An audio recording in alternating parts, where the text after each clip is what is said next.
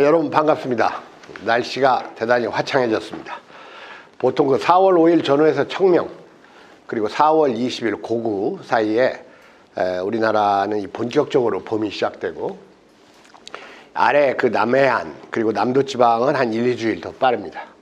아주 날이 이제 더운 느낌이 들 정도로 아주 화창한, 말 그대로 우리가 그 봄바람 같은 것을 태탕하다고 하는데, 이 봄바람은 아주 여러 가지 잡것들을 다 이렇게 맞아들인다는 그 봄바람처럼 크고 태탕하게 모든 사물을 맞아들여야 된다, 이런 말이 있습니다. 그리고 이것과 아울러서 그 가을물처럼 아주 차고 깨끗해야 한다 해서 춘풍대하 능욕물, 봄바람처럼 크고 우아하게 모든 사물을 받아들이고, 추수문장 불염진 해서 가을물처럼 때묻지 않게 말과 글을 써야 한다, 이런 말이 있어요. 그 완당 김정희, 추사 김정희 선생의 고택에 가면 이런 그 주렴이 붙어 있습니다. 오늘은 모처럼 그 문학과 관련된 논의를 하겠습니다. 우리가 주로 정치나 역사를 많이 논의하는데, 오늘은 여기 있듯이 이육사와 김남주의 삶과 시에 대해서 말하겠는데, 이것을 1부에서 이육사를 말하고 2부에서 김남주를 말하는 방식이 아니라 1, 2부를 합해서 이 비교 대조하는 방식으로 하도록 하겠습니다. 백권대학을 시작하기 전인 지금부터 한 2년여 전에 광화문학교에서 이 두 시인을 우리가 논의한 적이 있습니다. 그런데 오늘의 그 논의사항은 그때 했던 내용과 일부만 겹칠 겁니다. 한 20, 30%가 겹치고, 그때 그 광화문학교에 오셨던 분도 여기에 있어요. 그런데 있건 없건 간에 우리 나이 한 2년 지나면 그건 없었던 걸로 간주해서 된다고 봅니다. 그래서 일단 그 제목은 따로 달아봤어요. 1부는 이육사의 삶과 시, 백마탄 초인은 왔는가. 2부는 김남주의 삶과 시, 시인은 전사가 될 수 있었나. 이러한 제목이 왜 뽑아졌는가는 곧 이야기를 하겠습니다. 먼저 이육사와 김남주는 식민지 시대와 분단 시대를 살았던 그 대표적인 두 시인입니다. 이육사는 1904년에 태어나가지고 1944년에 죽었어요. 8.15를 1년여 남기고 1944년 1월 베이징 감옥에서 고문을 받다가 옥사했습니다. 그러니까 고문치사당한 거예요. 그런데 김남주는 그 이육사가 죽고 나서 2년 후에 태어났습니다. 1946년에 태어나서 1994년에 죽었죠. 그러니까 둘 다 막 중년으로 접어드는 나이에 세상을 떴습니다. 그리고 이 두 사람의 죽음이 모두 이들의 치열했던, 그러나 한편으로는 약간 두서없었던 이 삶과 관련이 됩니다. 식민지와 분단이라는 이 시대가 뜨거운 열정과 높은 도덕성을 갖고 있는 시인들에게 두서없는 삶을 강요했다고 볼 수밖에 없어요. 그리고 재미난 것이, 우리가 이렇게 시를 통해서 식민지 시대와 분단 시대를 인식하는 것은 이 시대를 가장 강렬하게 알고 기억하는 방법이기 때문에 광화문학교에서 한번 다뤘음에도 불구하고 오늘 또 다른 방법으로, 또 그때하고 지금하고 또 이 분단 시대의 양상이 좀 달라졌죠. 그래서 오늘 논의를 하는 겁니다. 또한 이 두 사람은 상당히 대조되는 면도 있습니다. 먼저 그 육사는 고향이 경북 안동입니다. 그리고 대구에서 단기간이지만 교육을 받고 활동을 했어요. 그런데 김남주는 고향이 전남 해남이죠. 그리고 광주에서 고등학교와 대학교를 다니고 활동을 했습니다. 그러니까 어떻게 보면 우리나라 양쪽을 대표하는 두 개 지방에서 대조적으로 이 탄생과 성장이 이루어진 그 지역적 차이가 있어요. 그런데도 이 두 시인은 아주 또 공통점이 많은 그 역사적 소명에 부합하는 삶을 살았다 그겁니다. 또 그럼에도 불구하고 이 두 시인의 시적 경향은 상당히 다릅니다. 육사는 대단히 지사적이고 조선적인 시인이에요. 그러니까 육사를 얘기할 때 그 모양주의 지식인들은 무슨 유교적 선비의 한계가 있다. 유교적 선비라는 게 무슨 한계입니까? 그게 좋은 점이지. 무슨 서구적 계몽주의하면 그게 오히려 한계죠. 한국인으로서는. 그런데 실제로 이 김남주 그 시세계나 이 사람이 읽었던 책 그리고 이 사람이 썼던 산문들을 보면 대단히 서구 지향적이에요.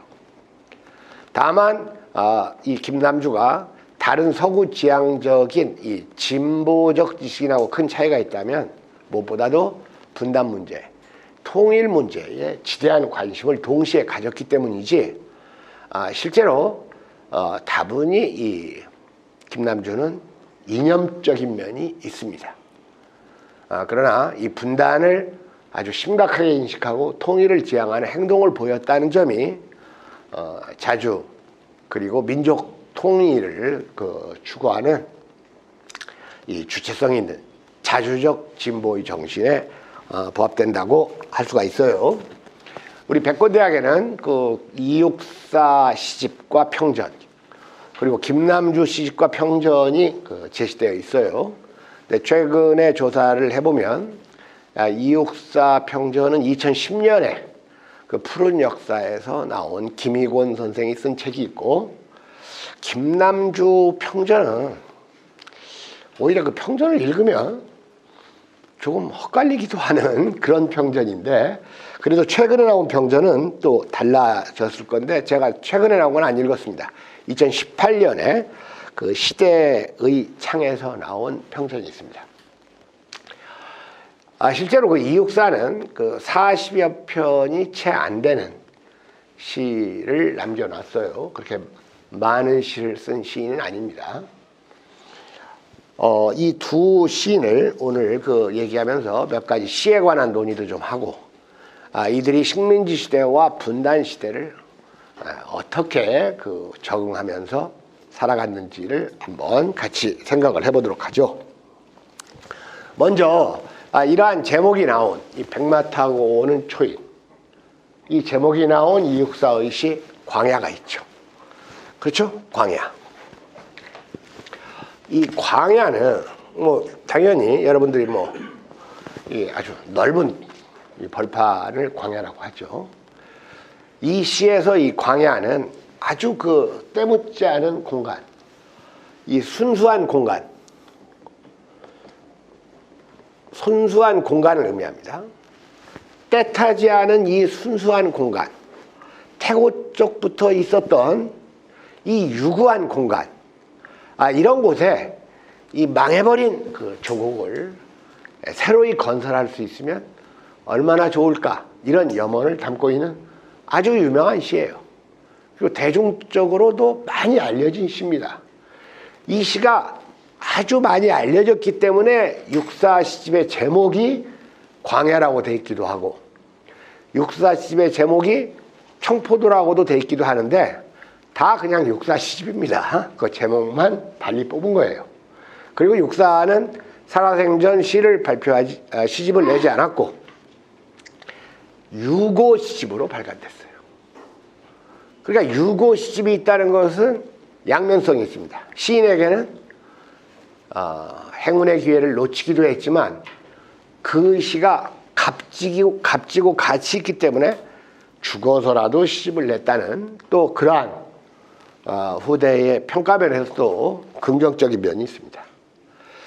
우리가 이육사라는 이름은 잘 알죠. 육사에서 64번 또는 264번 대구에서 감옥 생활을 할 때 수임 번호가 뭐 264번이었다. 이런 설이 있는데 아마 맞는 얘기일 거예요. 근데 이 육사의 본명은 월록입니다. 월록. 활이라는 이름도 있는데 벌써 이 활이라는 이름은 뭔가 이거 활동성이 있잖아요, 이름에. 그러니까 이것은 이렇게 막 살아있는 이런 느낌을 주는 별명일 수가 있고, 왜냐하면 이육사의 동생이 문학평론을 했어요. 근데 동생이 그 이름이 원조거든요. 그러니까 이월록과 이원조라는 이름이 그 서로 형제간에 그 함자를 돌림자를 쓴 그런 이름으로 봐집니다. 바로 이 광야에 이 백마 타고 오는 초인을 염원하는 구절이 들어있죠. 그 다음으로 김남주의 경우에는 시인은 전사가 되었는가? 이 전사가 뭔지는 싸우는 선비, 싸우는 지식인 이런 의미가 있는데 이것은 김남주의 그 시에서보다는 김남주 자신의 육성 발언과 관련되는 명칭인데 하나하나 따져보겠습니다. 그리고 이 사람들의 시만 볼 게 아니라 우리가 하도 이런 그 문학의 그 감상, 비평법을 공부한 지가 오래됐어요. 그러니까 시가 갖는, 시를 감상하는 데 있어서 최소한으로 좀 생각해 봐야 할 문제, 이런 것도 아울러서 논의를 하겠습니다. 자, 먼저 이육사의 광야를 보도록 하겠습니다. 식민지 시대에 백마 타고 오는 초인을 염원하고 희고한 시입니다. 까마득한 날에 하늘이 처음 열리고 어디 다구는 소리 들렸으랴. 모든 산맥들이 바다를 연모해 휘달릴 때도 차마 이곳을 범하던 못하였으리라. 끊임없는 광음을 부지런한 계절이 피어선 치고 큰 강물이 비로소 길을 열었다. 지금 눈 내리고 매화향기 홀로 아득하니 내 여기 가난한 노래의 씨를 뿌려라. 다시 천고의 뒤에 백마 타고 오는 초인이 있어 이 광야에서 목 놓아 부르게 하리라. 자, 첫 번째 시니까 우리 같이 한번 함께 낭송을 하겠습니다. 시를 낭송할 때는 광야 제목을 부르고 이육사 시인의 이름을 한 다음에 까마득한 날에 하고 같이 시작해야 됩니다. 같이 시작해서 같이 맞춰야 돼요. 광야 이육사 다 함께 시작. 광야 이육사 까마득한 날에 하늘이 처음 열리고 어디 다구는 소리 들렸으랴. 모든 산맥들이 바다를 연모해 휘달릴 때도 차마 이곳을 범하던 못하였으랴. 끊임없는 강물을 이자는 새들이 피어서고 큰 강물이 비로소 길을 열었다. 지금 눈 내리고 매화향기 홀로 아득하니 내 여기 가난한 노래의 시를 부려라. 다시 천고의 뒤에 백마 타고 오는 초인이 있어 이 광야에서 목 놓아 부르게 하리라. 일단 외형상으로 이 시를 보면 들렸으랴, 못하였으리라. 자, 이런 식의 그 의고적 어조가 나오죠. 전통적입니다. 어조가. 그 다음으로 이 시어 가운데 매화 향기 같은 것은 아주 이 선비, 지사적인 느낌을 들게 하죠. 매화 꽃은 말라 죽고 굶어 죽어도 그 향기를 구걸하지 않는다. 이런 그 지사적 상징성이 높은 시어가 나옵니다. 실제로 그 육사는 엄청난 이 독립항쟁가의 가문입니다. 외가와 친가가 모두 다 독립항쟁을 했어요. 그리고 우리가 잘 아는 그 북만의 아주 탁월한 무장항쟁가 허형식 선생 있죠. 허영식 선생과 오촌 형제간입니다. 아주 중요한 인물이죠. 8.15 직전에 죽었어요. 육사보다는 좀 어립니다. 지금 이 시가 보니까 우리가 이렇게 시를 이렇게 읽고 공부한 적이 오래됐죠. 그러니까 조금 기본적인 것도 좀 이야기를 하겠습니다. 지금 몇 개로 되어 있습니까? 우리가 시를 이렇게 한 줄을 행이라고 하죠. 행. 그리고 한 이 문단, 이 단락을 뭐라고 합니까? 연이라고 하죠. 그러니까 이 시는 몇 개 연으로 되어 있습니까? 5연으로 되어 있습니다. 그런데 까마득한 날에 하늘이 처음 열리고 이 천지 개벽하는 날입니다. 어디 닭우는 소리 들렸겠느냐? 이 닭우는 소리. 사람이 살게 되면 뭐 닭을 치고 개를 키우고 그러죠.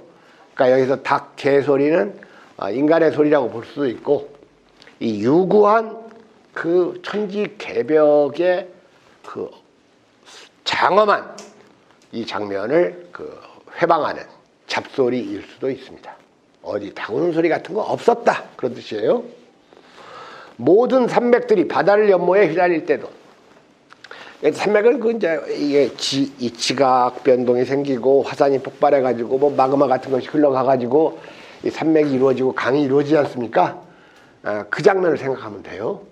모든 산맥들이 바다를 연모에 휘날린다. 바다 쪽으로 막 흘러갈 때에도 차마 이곳을 범하든 못하였으리라. 이곳 뭡니까? 광야죠. 마그마가 범하지 못했으니까 광야가 됐겠죠. 마그마가 범했으면 산맥이 됐겠죠.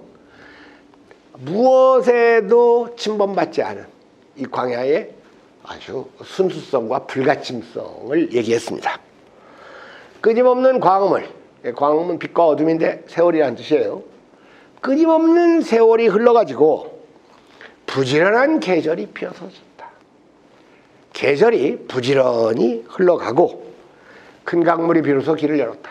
보통 우리가 강물이란 것은 역사와 문명의 시작을 얘기합니다. 그러니까 지금 1, 2, 3년 이 세 개의 연이 천지 개벽의 시점, 초매의 시점, 우리가 주역에서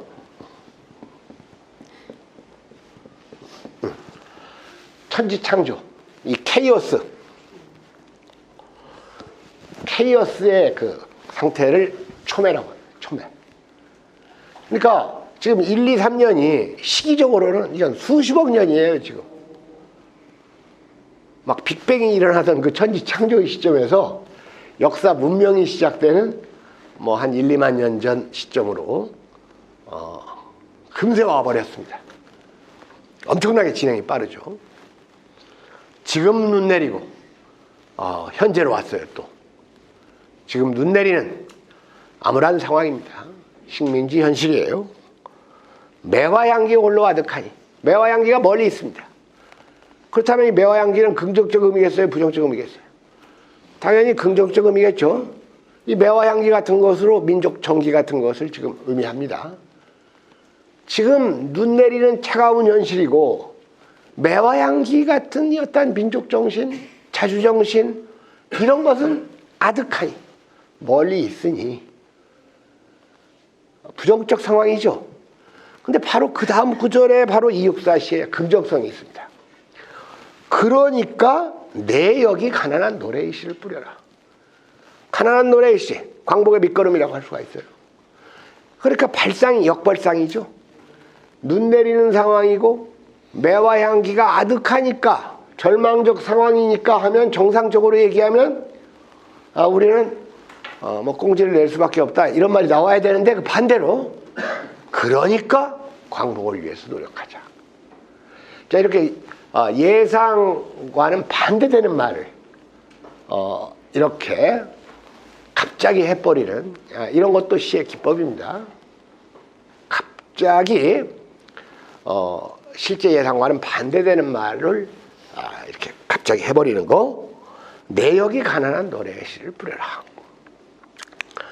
다시 천고의 뒤에, 그러니까 과거의 시점에서 현재의 시점에서 이제 천고의 뒤, 미래의 시점.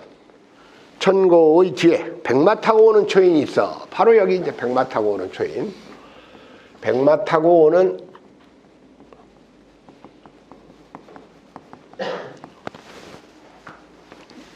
시인이 이제 원하고 바라는 바예요. 우리가 그걸 원망한다.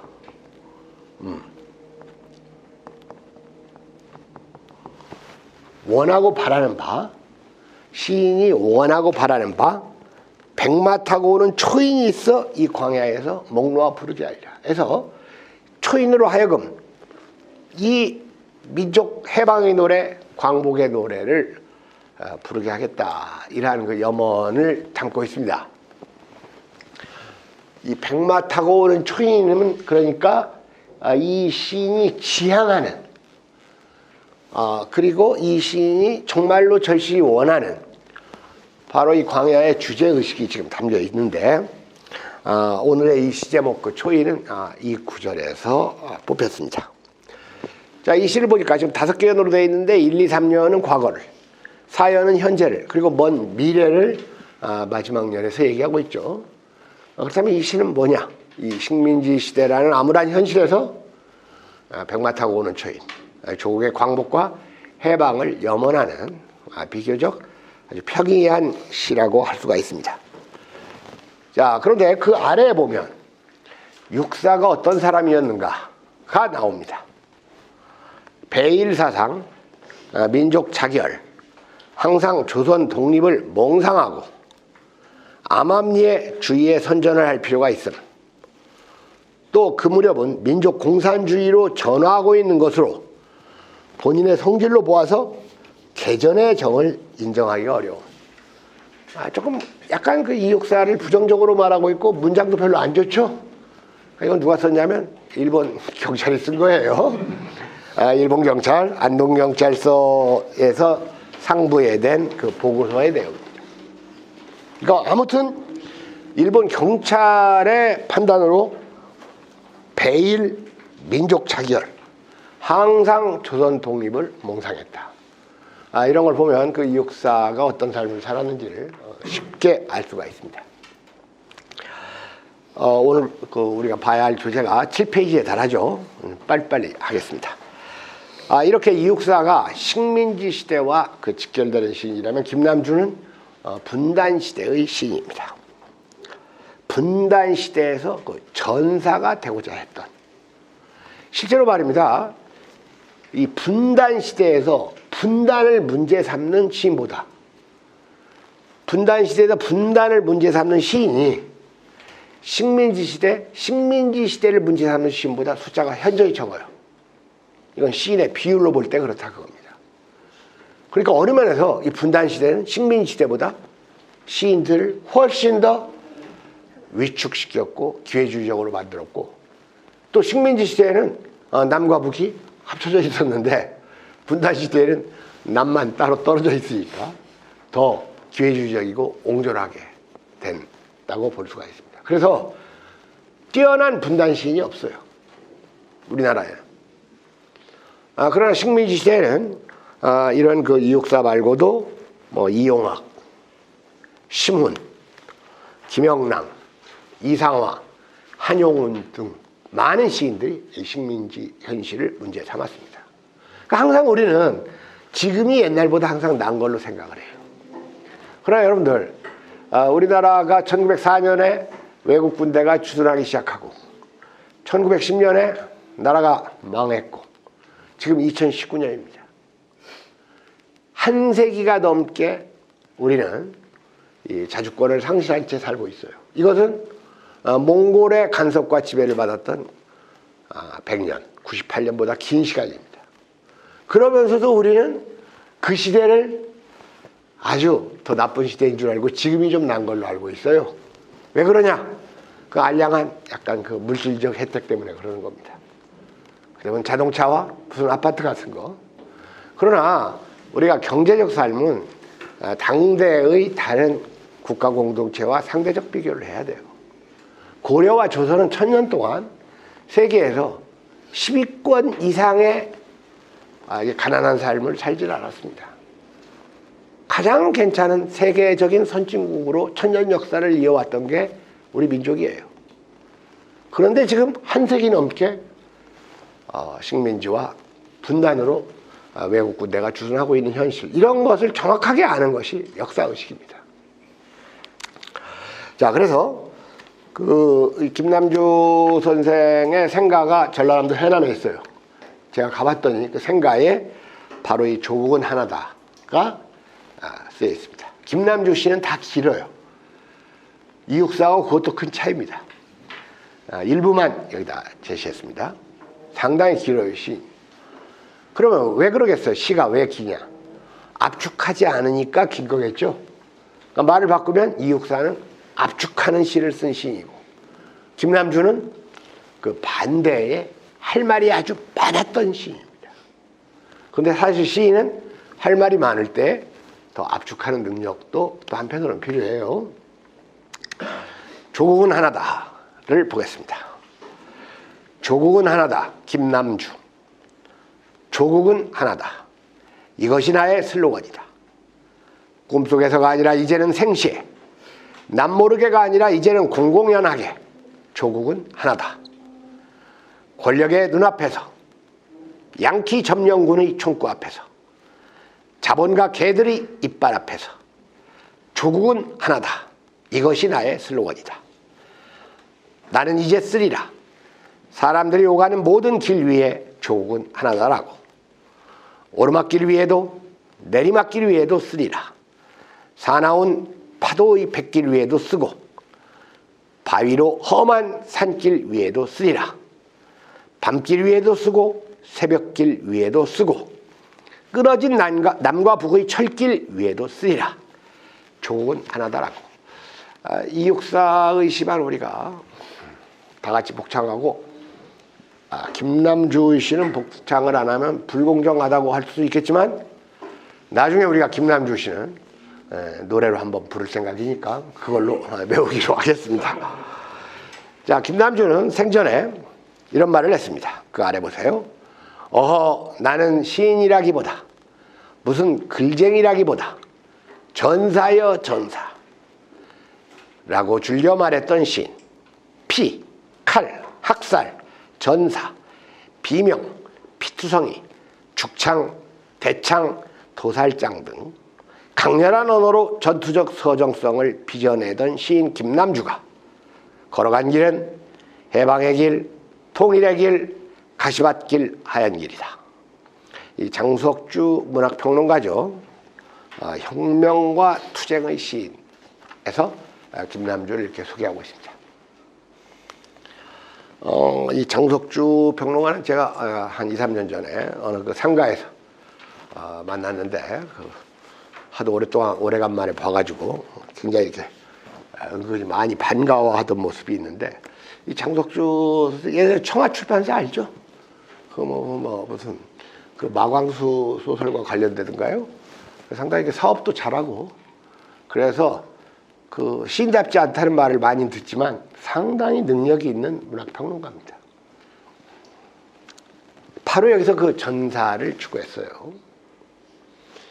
근데 사실 제가 예전에 쿠바 얘기할 때 말한 것 같은데, 이 김남주가 좋아했던 무슨 체게바라, 카스트로, 김남주가 좋아했던, 그러다가 이제 나중에 이 프란츠 파농 쪽으로, 프란츠 파농이야말로 아주 전통을 지향했던 좌파거든요. 그런 쪽으로는 바뀝니다만은 김남주의 관심은 상당히 이렇게 외래적인 것에 있었어요.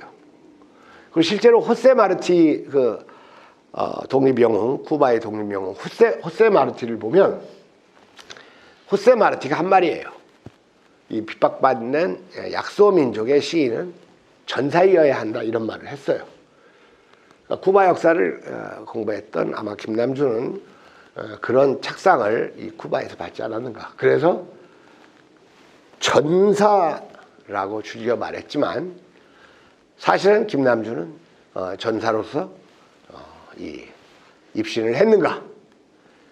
이것도 우리가 오늘 논의할 사항이고, 전사가 됐는가 안 됐는가, 이런 결론도 오늘 강의에서 따로 내리도록 하겠습니다.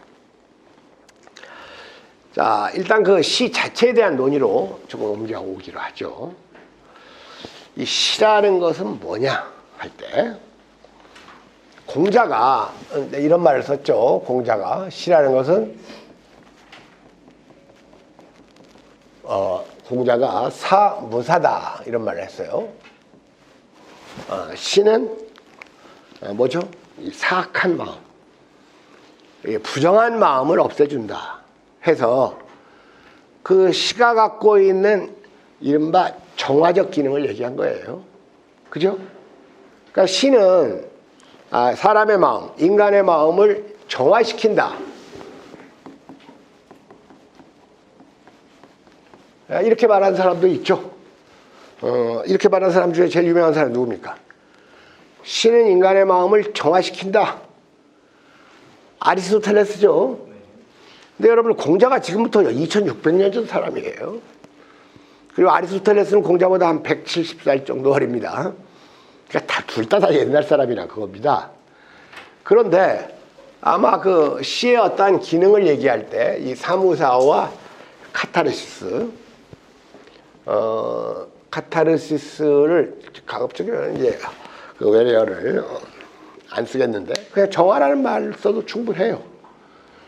우리말로 써서는 뜻이 좀 왜곡되거나 부족할 경우에는 외래어를 쓰는 게 제 원칙인데 그냥 정화라고 해도 됩니다. 정화. 그러니까 이 정화라는 것은 좋게 변화시키는 거예요, 사실은. 그런데 어떤 외형적 변화나 물리적 변화가 아니고 이것은 아예 성질을 바꿔버리는 화학적 변화. 화학적 변화.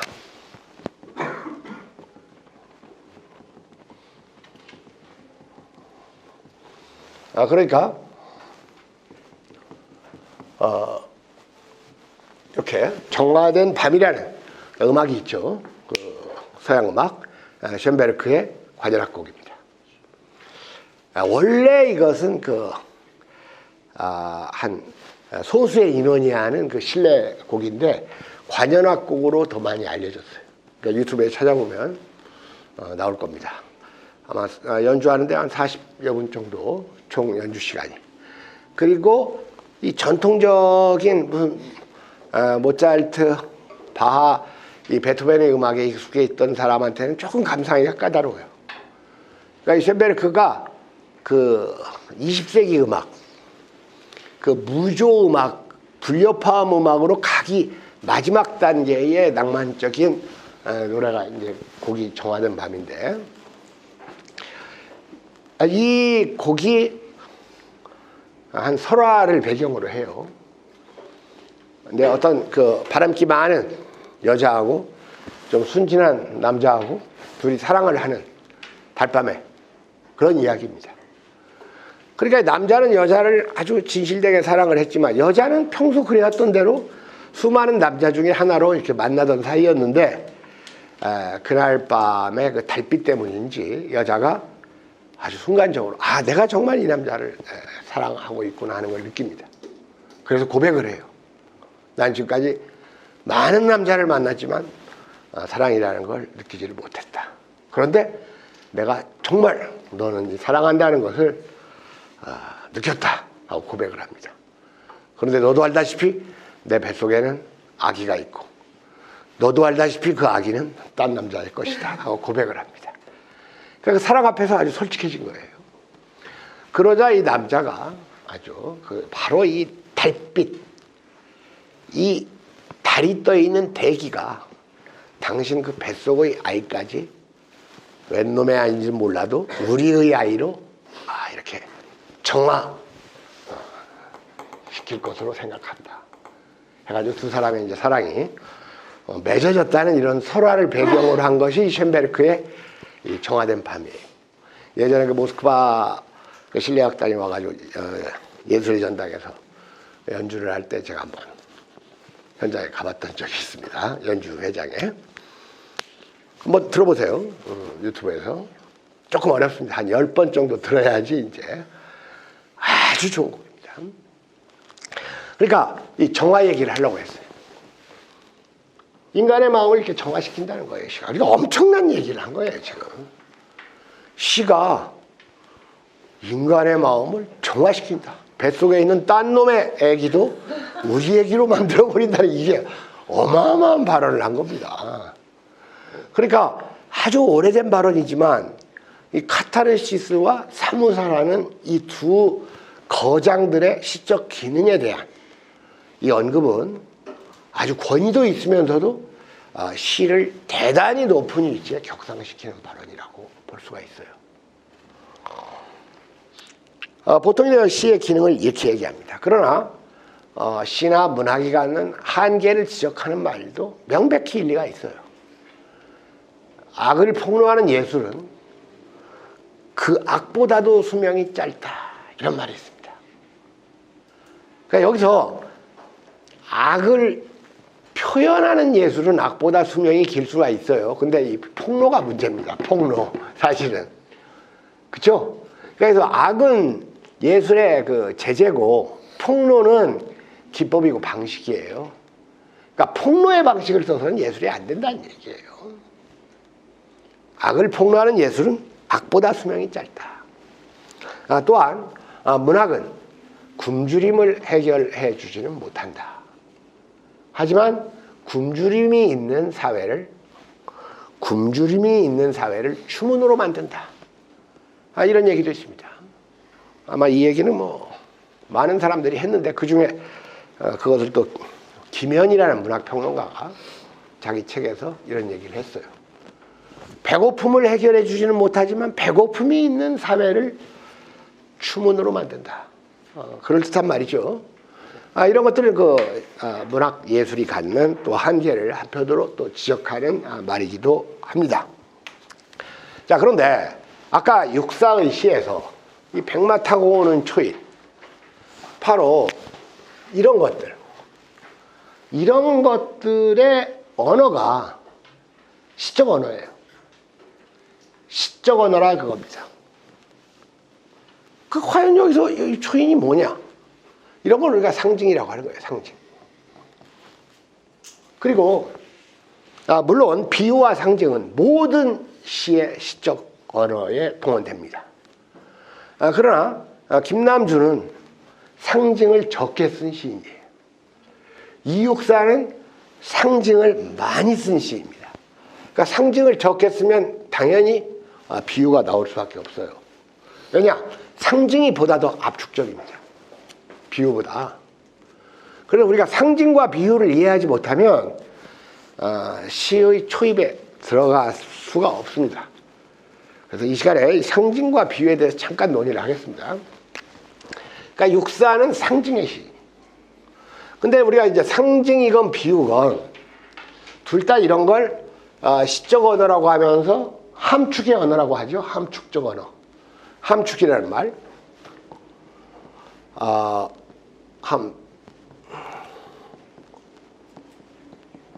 함축적 언어라는. 그래서 함축이라는 해서 함이라는 것은 머금었다 이 뜻이고 축이라는 건 쌓여져 있다 이 뜻이니까 두 가지 개념이 있습니다. 함이라는 건 머금어지다. 다시 밖으로 드러나지 않는다 그겁니다. 감춰진다. 그리고 축이라는 건 뭐예요? 쌓였으니까 이건 모아졌다는 뜻이죠. 그러니까 이 함축과 반대되는 개념은 겉으로 드러나는 외연 또는 널리 퍼지는 분산 이런 반대의 의미가 있어요. 그러니까 우리가 이 함축적 언어를 대표하는 그 시적 언어인 그 비유와 상징에 대해서 좀 한번 쉬었다 가는 의미로 한번 생각을 해보고 다음을 얘기하도록 하겠습니다. 이런 이육사나 김남주와는 이 정반대의 삶을 산 시인들도 많습니다. 그 중에 대표적으로 유명한 시인이 미당 서정주라고 할 수가 있어요. 우리가 알다시피 미당 서정주는 식민지 시대에 일제 제국주의를 찬양하는 10여 편의 시와 산문을 썼습니다. 그리고 8.15 이후에 이승만 전기를 쓰고 박정희의 월남 파병을 찬양하는 시도 썼고 전두환 찬조연설도 했고 전두환 생일을 기념하는 시도 썼습니다. 그러니까 이 사람은 식민지 시대와 분단 시대를 통째로 영합하면서 산 사람이에요. 그럼에도 불구하고 육사나 남주보다 더 유명해요. 여기에는 분명한 이유가 있습니다. 그 사람은 정치적인 사람은 아니었었어요. 그럼에도 불구하고. 그런데 그런 시대에 정치적이지 않은 것이 오히려 더 정치적일 수가 있어요. 옛날에 여러분 자유실천문인협회라는 거 있었죠? 그거 젊은 사람들이 만들어가지고 서정주 찾아가가지고 좀 가입하려니까 아 나는 정치하고는 거리가 멀다 이런 말을 하면서 거절을 했다는데 바로 그 정치하고는 거리가 멀다는 말처럼 정치적인 말이 없습니다. 반대로 생각할 때. 아시겠죠? 옛날에 정명훈이라는 음악가가 나는 음악밖에 모른다. 상당히 정치적인 말입니다. 그리고 그게 얼마나 부끄러운 말인지를 모르고 하는 말이에요. 그러니까 실제로 서정주는 정치적인 행위를 많이 했죠. 그럼에도 불구하고 이렇게 함축의 언어를 얘기하고자 할 때 내가 굳이 이 서정주 19절을 하나 인용을 하는 겁니다. 서정주 시 중에 동천이라는 시가 있어요. 겨울 하늘이라는 시예요. 내 마음속 우리님의 고운 눈썹을 즈문 밤의 꿈으로 맑게 씻어서 하늘에다 옮겨 심어놨더니 동지서 딸 나르는 매서운 새가 그걸 알고 신용하며 비끼어가네. 아주 짤막하고 압축적인 시. 짧죠? 다시 한번. 내 마음속 우리님의 고운 눈썹을 즈문 천년밤의 꿈으로 맑게 씻어서 하늘에다 옮겨 심어놨더니 동지서 딸 나르는 매서운 새가 그걸 알고 신용하며 비끼어가네. 내 마음속 우리님의 고운 눈썹을 자 고운 눈썹 뭡니까 이게? 뭐예요 이게? 눈썹 진짜 눈썹이에요? 아니죠. 함축적 언어죠. 뭡니까? 내 마음속 우리님의 고운 눈썹을 그 다음 잘 생각해봐. 어디다 옮겨나 심어놨어? 하늘에다 옮겨 심어놨어요. 뭐죠? 고운 눈썹? 초승달이겠죠. 내 마음속 우리님이 약간 요부일 경우에는 금음달일 수도 있어. 어쨌든 눈썹 같으니까. 그러니까 좀 밝고 내 마음속 우리님의 고운 눈썹을 천년밤의 꿈으로 맑게 씻어서 하늘에다 옮겨 심어놨더니 초승달입니다. 동지서 딸 나르는 매서운 새. 무서운 큰 새도 그걸 알고 신용하며 비껴가는 이 사랑의 위대함을 얘기하는 시입니다. 내 마음속 우리 눈썹이라고 얘기되는 이 초승달로 상징되는 이 아름답고 밝고 이런 그 초승달을 보고도 그 위대한 사랑 앞에서 동지서 딸 나르는 매서운 새도 무섭다고. 이렇게 그 사랑의 위대함을 노래한 절창의 시예요. 아까운 시죠. 서정주 참. 이 사람이 뭐 반일 항쟁이나 민주화 투쟁 같은 거 않고 가만히만 살았더라면 이 사람은 세계적인 시인이 돼. 실제로 조사를 해보면 우리나라에서 제일 과대평가되고 있는 시인이 누구냐면 조사 1번이 서정주가 나옵니다. 사실은. 근데 시는 기가 막힌 시들이 많이 있는 건 사실이에요. 바로 함축적 언어. 바로 압축의 언어에 있어서 아주 이런 게 바로 함축적인 언어고 압축의 언어예요. 자, 상징이라는 것은 사실은 상징은 쉬워요. 상징하기도. 상징도 쉽고 비유도 쉽습니다. 어느 면으로 보면. 그러나 이 상징이건 비유건 이러한 시적 언어를 사용하는 목적에 부합하는 상징과 언어를 구사하기는 사실은 어려워요. 그럼 목적에 부합하지 못하고 오히려 목적을 훼손시키는 시적 표현을 하면 어떻게 되겠어요? 안 하는 이만 못할 거 아닙니까? 그러니까 우리가 시적 언어를 함부로 쓰면 안 된다. 그러니까 목적에 부합하기는커녕 목적을 훼손시키는 시적 언어를 가장 많이 구사하는 집단이 한국 기레기 집단입니다. 쓸데없이 비유를 쓰고 한국 지식인들. 왜냐면 비유를 하면 멋진 건 줄 알아요. 무조건. 그렇게 우리가 이런 시적 언어를 왜 쓰느냐. 어쨌든 함축이건 함축적 언어 상징과 비유에는 겉으로 드러나는 외연과 속으로 들어가는 내포가 있어요. 원관념과 보조관념이라고 할 수가 있어요.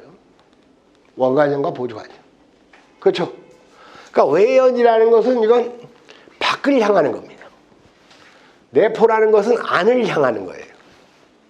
의미가 두 개가 있지 않습니까? 시인은 전사다 하면 시인이 원관념이고 전사가 보조관념 아닙니까? 그죠? 그 다음에 백마 타고 오는 초인 하면 초인이 보조관념인데 이 초인은 광복일 수도 있고 뭐 해방일 수도 있고 또 다른 것일 수도 있는 이 여러 가지 의미일 수가 있어요. 그러니까 상징은 의미가 여러 가지일 수가 있고 비유는 의미가 한 가지로 규정된다는 점에서 큰 차이가 있어요.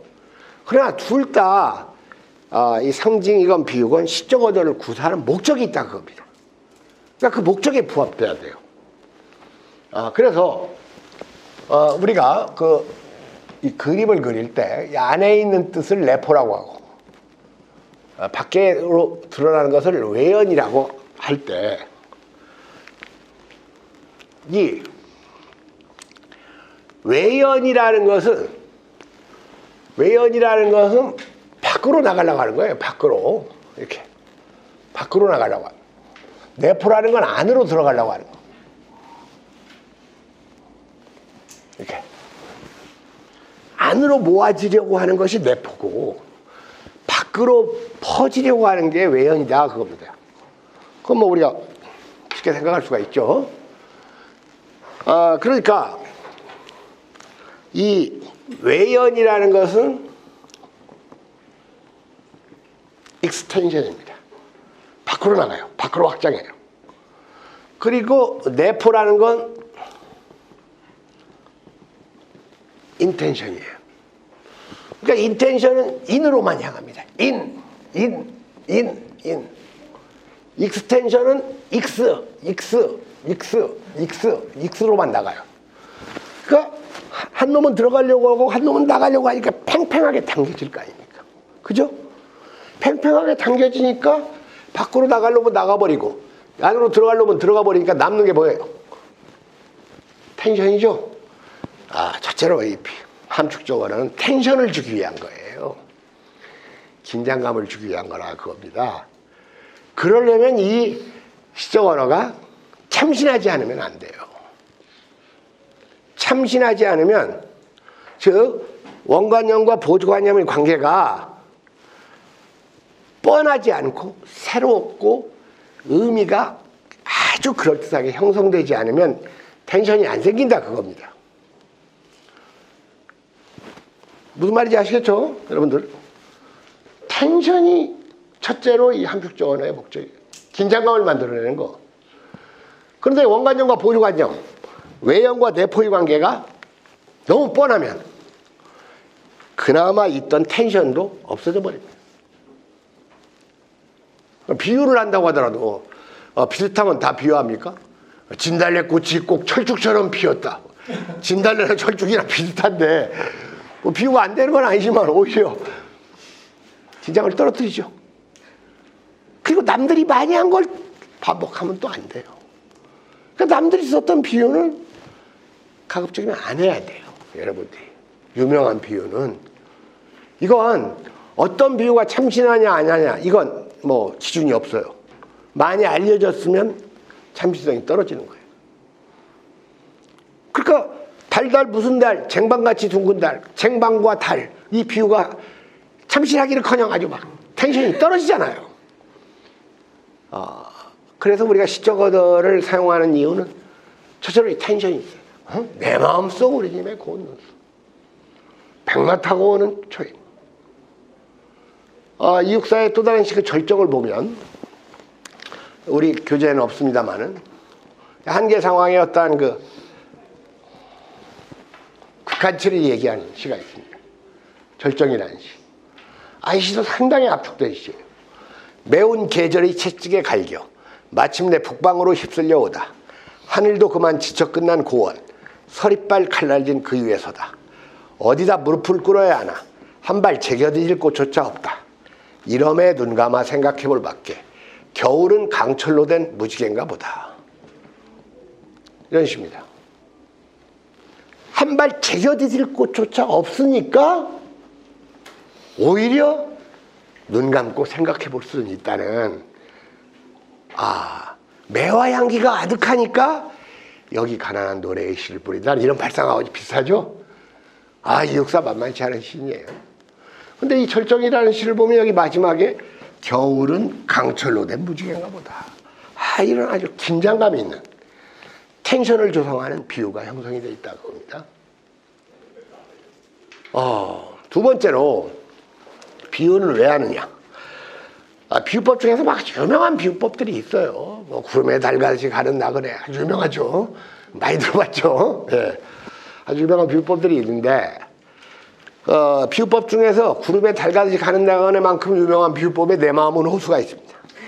그죠? 내 마음은 호수요. 김동명의 시입니다.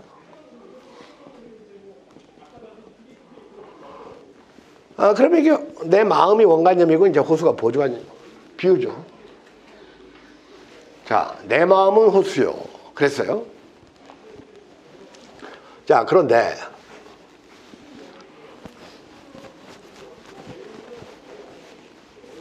이런 비유를 지금 많이 했으니까 이런 거 이제 신선도가 떨어져요. 그죠? 차라리 내 마음은 야수요가 오히려 긴장감이 더 생겨. 그지? 자, 그런데 왜 우리가 비유를 이렇게 구사하는가를 잘 알려주는 비유예요. 거기 조금만 밖에 좀 조용히 하라고 좀 전해주세요. 그래, 큰 소리를 웃지 말라고. 웃을 때는 이렇게 입 막고 웃으라고. 자, 여기서 지금 내 마음은 호수요라고 비유를 해놨어요. 그 다음에 어떻게 이어집니까? 내 마음은 호수요, 그대 노를 저어. 나는 그대의 흰 그림자를 안고 옷같이 그대의 배전에 부서지리라. 이런 노래 아닙니까? 여러분 아는 노래죠? 자, 내 마음은 호수. 나는 호수야. 나는 호수. 그럼 배는 누구야? 그대 노를 저어 오니까 그대가 배에 타고 있을 거 아니야. 그러니까 그대는 배, 나는 호수. 남자는 배, 여자는 암초가 아니라 여자는 항구. 이런 그 비유하고 비슷한 거예요, 지금. 그러니까 내 마음은 호수니까 그대가 배를 타고 와요. 노를 저어서. 그런데 나는 그대의 흰 그림자를 안고 아주 순수한 그대의 흰 그림자를 안고 옷같이 옥처럼 아름답고 곱게 배전에 부서지리라. 배전은 님의 몸뚱아리라고 볼 수도 있어요. 님 자체입니다. 그러니까 엄청나게 그대를 사랑하는 거야. 근데 그대는 순수해. 그리고 나는 옥처럼 곱고 예뻐. 근데 이 사랑에 대한 대시는 배전에 부서지듯이 하겠다는 거야. 그러니까 여러분들 지금 이 앞에 이 표현을 빼고 이 표현만으로 사랑을 고백하면 굉장히 타프한 표현이 됩니다. 오늘날 이성한테 편지 보내, 난 너의 배전에 부서지겠어. 이렇게 해보세요, 한번. 엄청나게 강한 표현이죠. 근데 이렇게 강하고 타프한 표현을 옥처럼 곱고 아름답게 흰 그림자처럼 순수하게 동시에 얘기하기는 불가능하다 그겁니다. 산문으로는. 그죠? 그러니까 산문의 언어, 일상의 언어, 과거의 언어로는 표현하기에 어려운 미묘하고 심오한 뜻을 전달할 때 비유가 필요한 거예요. 그죠? 그러니까 비유는 두 가지 목적입니다. 첫째, 텐션. 또 하나는 아주 고난도의 표현력을 충족시키기 위해서 한 거예요. 그러니까 우리가 이런 걸 알면 앞으로 비유와 상징을 함부로 구사하는 일이 상당히 어렵다. 이런 인식을 해야지 우리의 시적 표현력이 생겨요. 어렵다는 생각을 해야 됩니다. 무조건 그냥 비유만을 목적으로 하는, 무슨 비유 자체가 좋은 줄 알고 그 뻔한 비유들, 한국 기레기들 그냥 무슨 일만 터지면 그냥 북새통을 이뤘다는 등, 뭐만 있으면 동네북, 땀만 흘렸으면 뭐 구슬땀을 흘리고 비지땀을 흘린다는 등 막 비유가 뻔하잖아요, 다들. 그러니까 여러분은 그런 표현을 좀 절제하실 필요가 있다고 합니다. 그래서 이러한 그 시적 언어에 대한 인식을 바탕으로 하고 시를 감상하는 이러한 태도를 먼저 가져야 된다. 자, 1부는 여기서 마치겠습니다. 수고했습니다.